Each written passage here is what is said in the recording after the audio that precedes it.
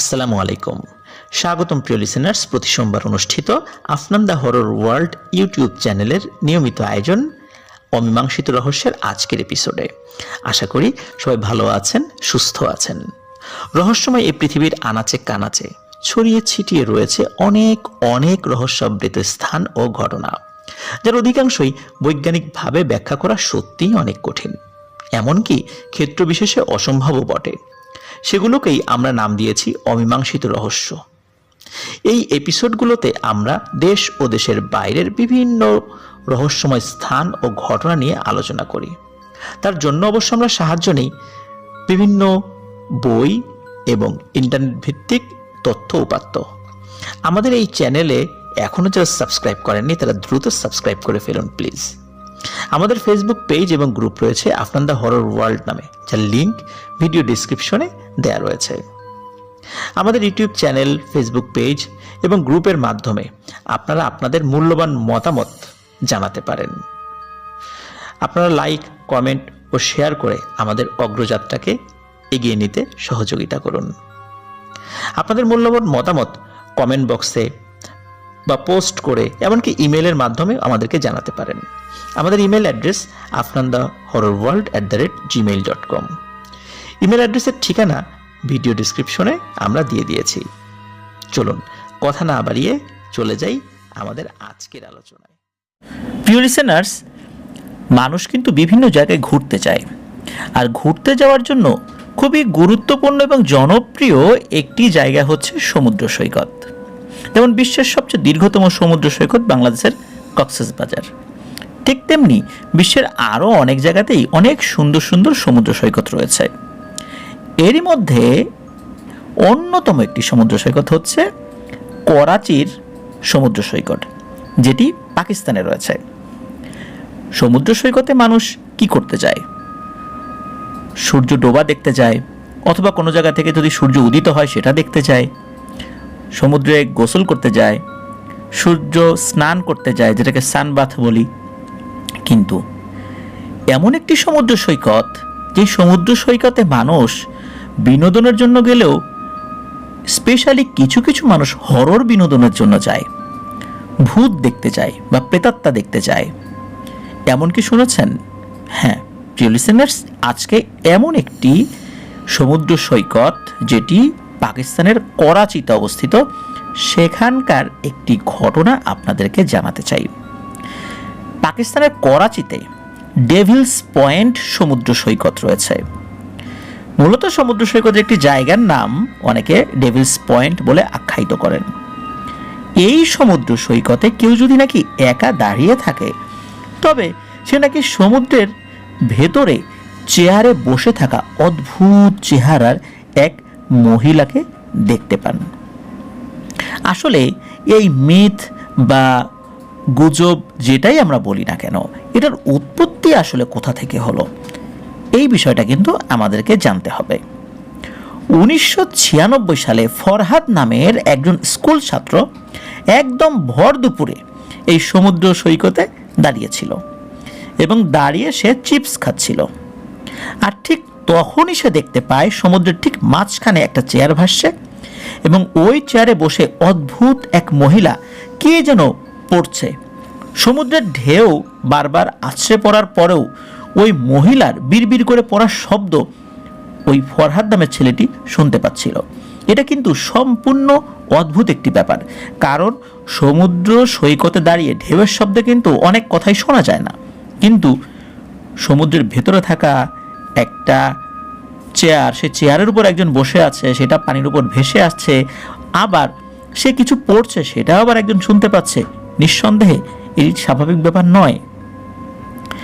ওই মহিলার পুরো শরীরটা কেমন যেন নাকি ছায়ার মতো। করাচির লোকজন বলে 1978 সালে শহরের একটি নির্জন এলাকা থেকে দিলা খান নামক একজন মহিলাকে ধরা হয়। তিনি নাকি শয়তানের উপাসক ছিলেন। ওই মহিলা নাকি ছোট ছোট বাচ্চাদেরকে ধরে এনে শয়তানের উদ্দেশ্যে বলি দিত। লোকজন তাকে ধরে রাগে ক্ষোভে এতদিনের বাচ্চা হারানোর একটা ক্ষোভ, অনেক আত্মীয় স্বজনরাও সেখানে জমায়েত হয়েছিলেন। এই সমস্ত ক্ষোভে কি করা হয়, ওই মহিলাকে জীবন্ত আগুনে পুড়িয়ে মেরে ফেলা হয়েছিল। তাকে যখন আগুনে পুড়িয়ে মারা হয় তখন নাকি অক্টোবর মাস চলছিল।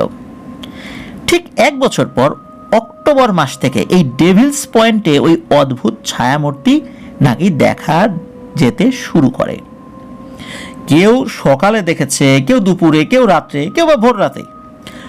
মজার বিষয় হলো সবাই কিন্তু একটা কথাই বলেছে যে সমুদ্রের ভেতর একটা চেয়ার ভাসছে, তার উপর একটা অদ্ভুত ছায়ামূর্তি, এবং সে কিছু একটা পড়ছে, বিড়বিড় করে কিছু একটা বলছে।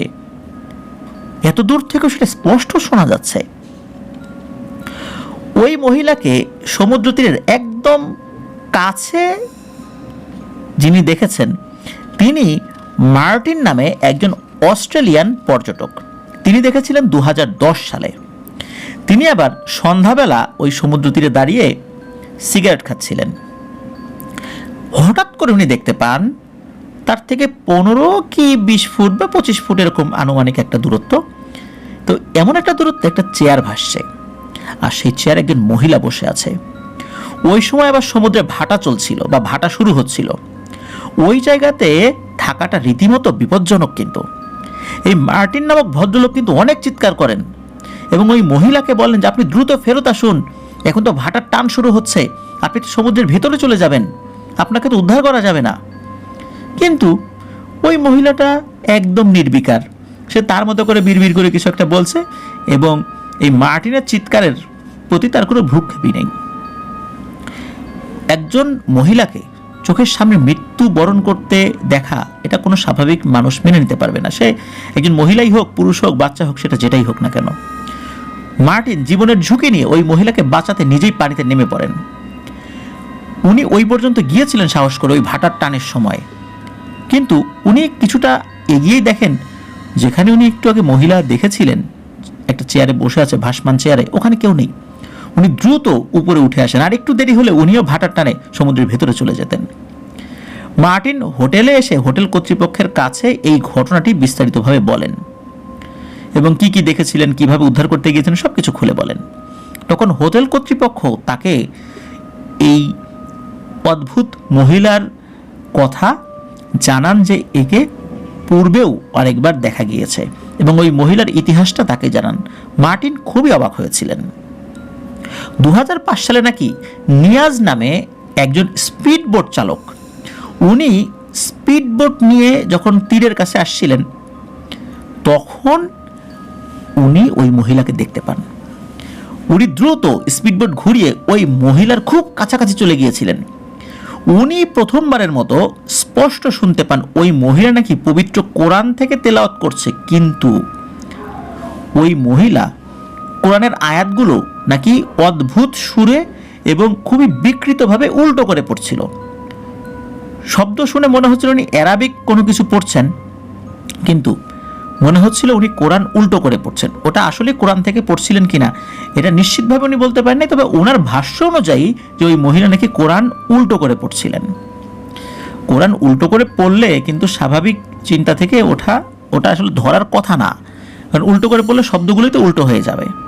ওনার কাছে এটা মনে হয়েছিল আর কি, হতে পারে সে সম্পূর্ণ ডিফারেন্ট কিছু পড়ছিল, এমনও হতে পারে।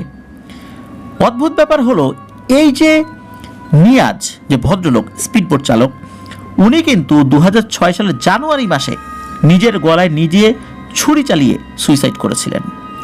নিয়াজের স্ত্রী এবং মা জানান নিয়াজের কোনো সমস্যাই ছিল না, পারিবারিকভাবেও সে কোনো মানসিক চাপে ছিল না, আর্থিকভাবেও তার কোনো সমস্যা ছিল না, তার কোনো দেনাদায়ক ছিল না, কোনো ঋণ ছিল না, কোনো শত্রু ছিল না।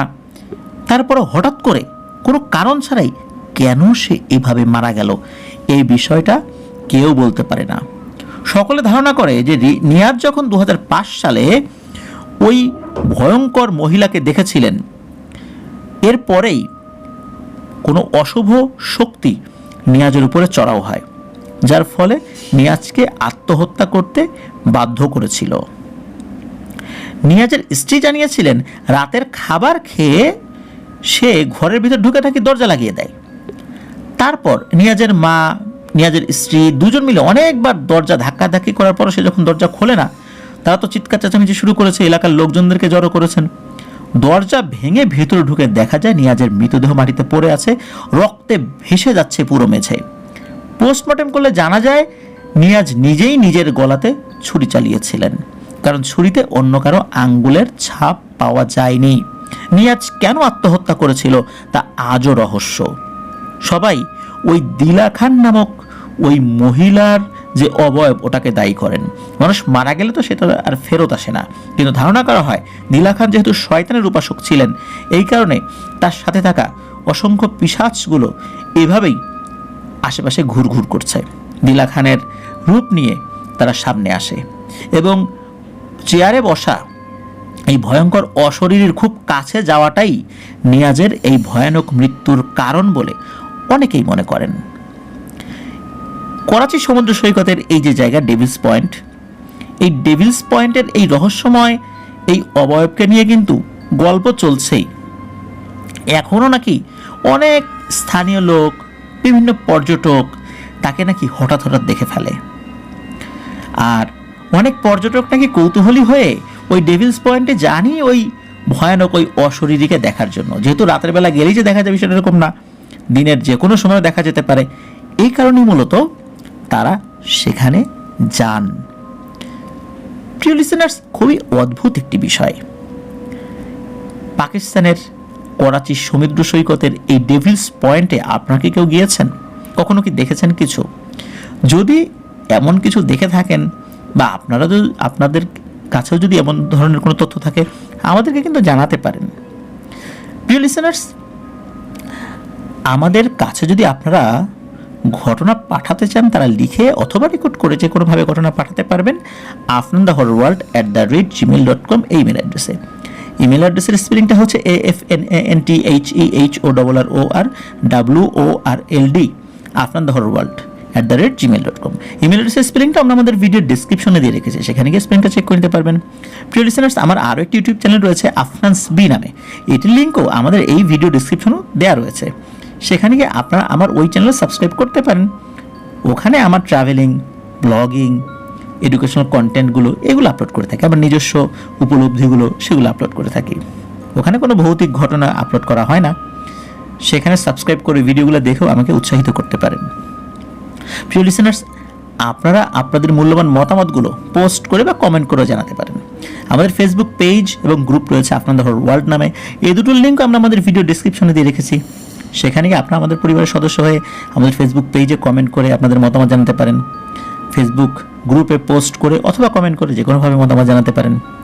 আর আমাদের চ্যানেল কিন্তু সাবস্ক্রাইব করতে কিন্তু ভুলবেন না, আর লাইক বাটনটা কিন্তু অবশ্যই প্রেস করে দেওয়ার অনুরোধ করছি। প্রিয় লিসেনার্স, আজকের এপিসোড এ পর্যন্তই।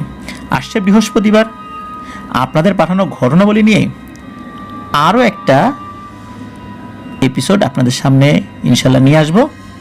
আর ঈদ স্পেশাল এপিসোড কিন্তু আমরা টোটাল 4টি করছি। আপনাদের পাঠানো ঘটনা, আপনাদের কাছে যাদের ঘটনাগুলো খুব ভালো লাগে তাদের ঘটনাবলী নিয়ে মোট 4টি এপিসোড ইনশাল্লাহ এবার ঈদ স্পেশাল উপলক্ষে আমরা নিয়ে আসতে যাচ্ছি।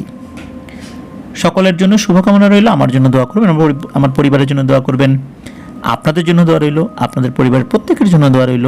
মহান আল্লাহ সুবহানাহু ওয়া তাআলা আমাদেরকে ভালো রাখুন, সুস্থ রাখুন, নিরাপদে রাখুন, আফনান দ্য হরর ওয়ার্ল্ডের সাথে রাখুন। আসসালামু আলাইকুম।